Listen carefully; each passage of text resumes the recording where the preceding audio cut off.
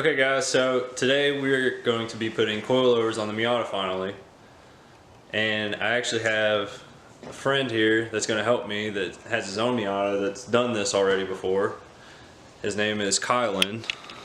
Hey, what's up guys? A little bit about me. I have a 1995 Mazda M Edition. It's right over here in the driveway.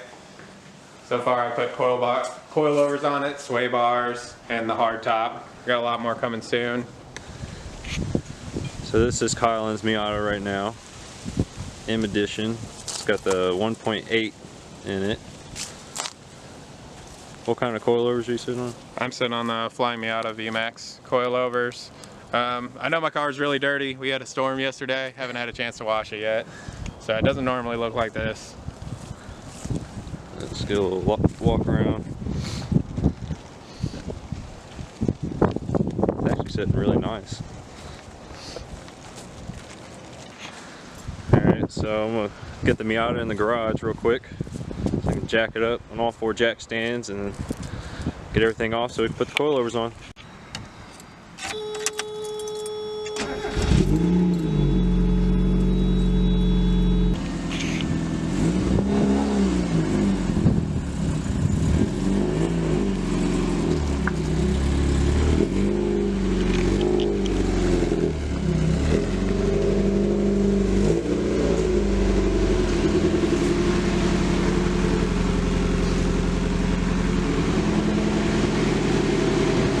So the unboxing of the coilovers. We got the Blitz Coilovers on Black Friday last year.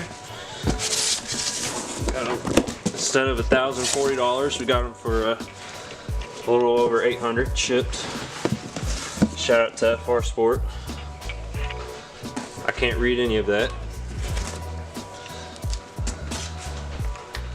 There we go. So, look at that. Oh yeah. So I got the Blitz dampers, EZRs. We're gonna get the car jacked up and everything taken off, then we're gonna put these on.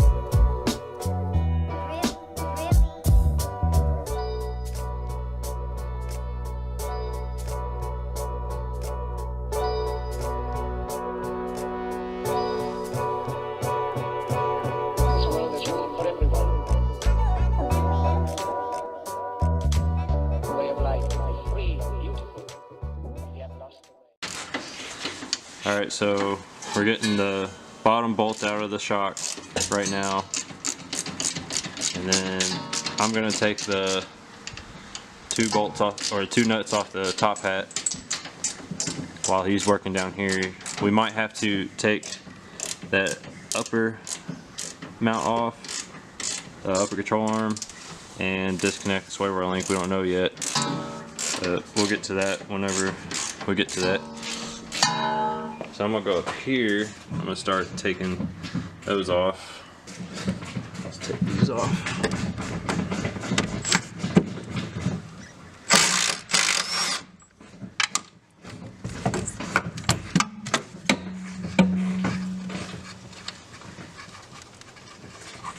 I got the one. I can't use my impact on the other one. I have to get an actual ratchet. Got my easy ratchet, break it loose.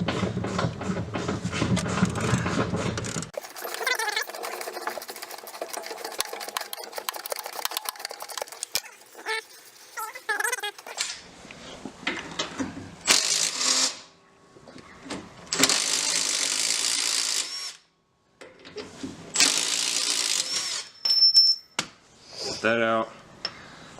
Let's see if it... I think we need to remove this too. same size. I need the 14. Wouldn't we have to remove the lower one, or no? No, because this will allow everything to flex down more. So I gotta take the upper control arm off, and then once we get this off, you gotta take disconnect the sway bar link, and then basically the lower control arm will just fall down a little bit more, so we can just take this whole thing out.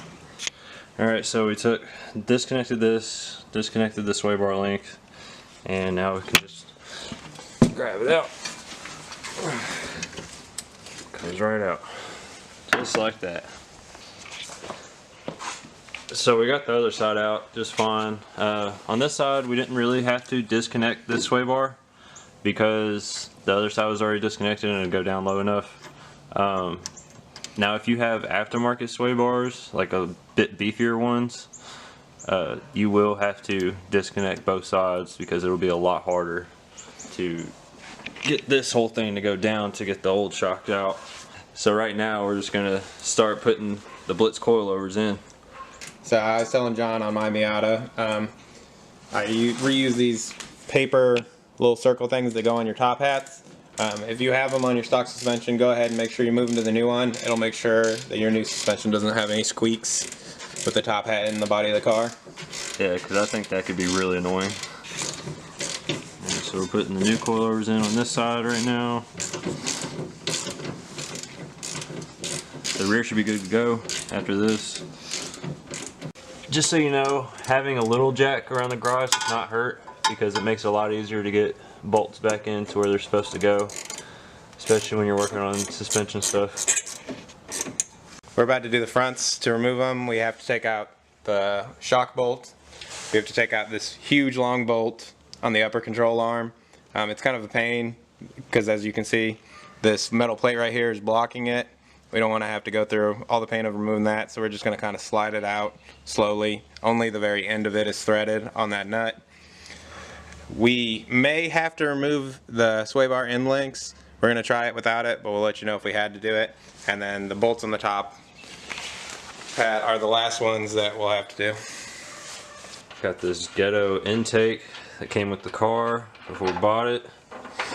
I got it held away from the exhaust manifold by zip ties. That's the only thing holding it away from the exhaust manifold. Okay, so we're getting this bolt out, just kind of sliding it inch by inch. And now I'm no longer able to do it by hand, so I'm going to grab some vice grips to lock on there and just slowly slide it out little by little, and it'll just stay tucked right in that pocket inside the car. We're not going to remove it from the actual body of the car. As far as I know, there's no way to do that without dropping a bunch more stuff. Okay, so we got the front ones on, and I think we're ready to put the wheels back on and then see how we like the height and adjust it accordingly. Alright, so the coilovers are on, wheels on. That's about how flush we're sitting right now. It's not much wheel gap, but then again, I don't want a whole lot. Still want it to be functional because it's a Miata. The rear are as low as they're going to go for the time being. In order to go lower, I'd have to do some modifying. Otherwise, I'm going to hit right there. I can barely stick my finger in there. I gotta fine tune the front real quick because this side sits a little bit lower than this side, so I have to jack it back up and adjust it again. After that, it should be all done. Okay, so I just got done dialing in the ride height, and it looks really even on all four corners. Side. Here's the rear. On the other side.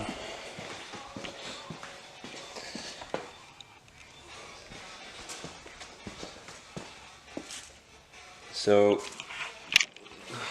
when my girlfriend bought the car, it was lowered on Megan Racing lowering springs, which are right here. Old cruddy shock.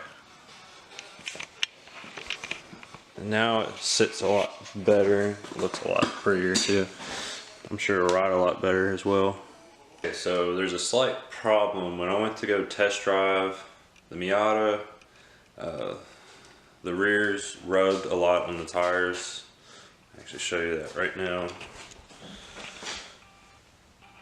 So it's actually rubbing pretty bad right here, and it's on the inside, this inside lip that's underneath the actual quarter panel is rubbing the tire, especially whenever there's weight on the car. It just sits down a little bit lower and just grinds the tire. So I have a heat gun and a torque wrench. It's the only thing I could find that's round and metal. I don't really care about this. This is some cheap AutoZone torque wrench I got for like 20 bucks. It doesn't even really, it's probably not even, you know, accurate at all. But I'm gonna attempt to use that, and I'm not gonna roll the outside fender. I'm just rolling the inside fender up into it a little bit. Or sorry, I'm not rolling the outside quarter. I'm just rolling the inside part of the quarter up, so it's not rubbing against the tire.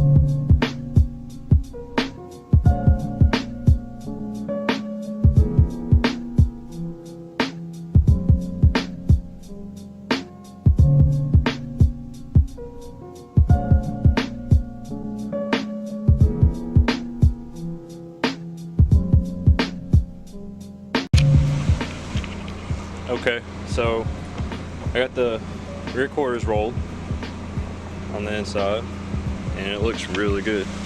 Doesn't have any rubbing issues right now. I'm about to go get it aligned at the alignment shop. Get a good perfect view right here.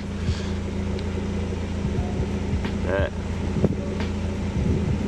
not too bad. Keep in mind, guys, it is 34 degrees and I'm rolling around with the top down.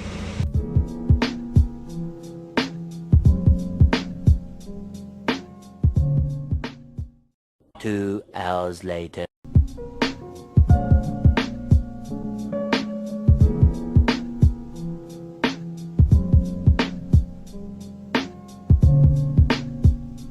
So this is the finished product after alignment and everything.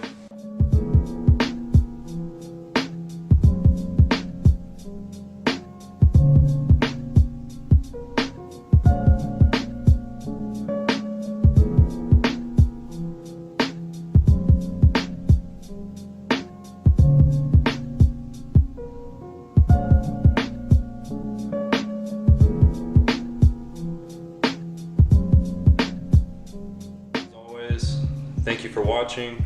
If you liked the video, click the like button. If you want to watch more from my channel, hit subscribe, and that's it.